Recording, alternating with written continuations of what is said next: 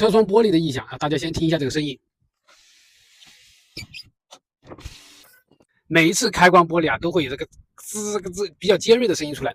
那这东西的原因啊，第一个是当然是这个东西脏了啊，边缘比较脏。另外一个呢，车子老了，这个车窗边框上面的橡胶啊老化了，比较硬，和玻璃啊一摩擦，摩擦之后就会发出这种比较难听的尖锐的声音出来了。那这种声音有没有办法解决呢？其实很好弄啊，我们买一点这个橡胶的消音剂就可以了。咱们先看一下这个橡胶，边缘橡胶，你看跟玻璃有摩擦的地方啊，都比较啊有摩擦痕迹，有点光滑的啊，这里，这都是我们玻璃升降起来之后跟橡胶摩擦的。一个是我们橡胶啊时间长了老化了，比较硬啊，比较硬，大家看啊，比较硬，它跟玻璃摩擦呢声音就比较大啊。下面我们啊用东西来喷一下。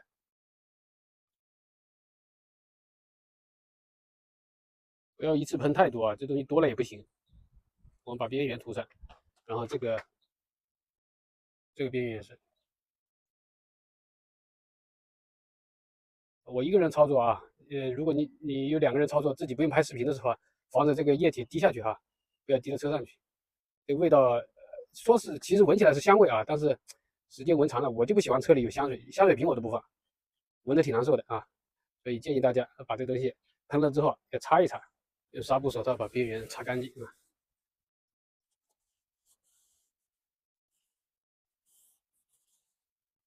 好，我们喷过之后等一会儿啊，等一会儿再来升降窗户听一下有没有这个噪音。好，我们现在把这个边缘啊已经擦干净了，但是我没有对这个脏的灰尘什么的做什么任何清洁，包括玻璃上也是啊，大家可以看到啊，玻璃的边缘我没有做任何清洁啊，只是喷涂了这个消音剂。哎，然后我们接下来看一下啊，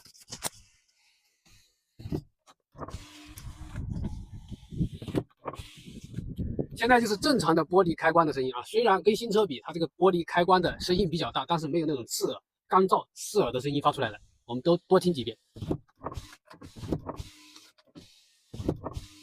效果是不是很好？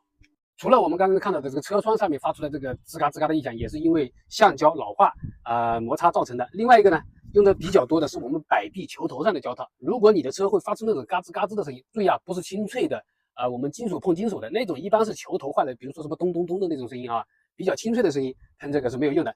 是我们这个橡胶垫球头上的橡胶垫摆臂上下摆动吱嘎吱嘎这种声音，相信不少车友遇到过。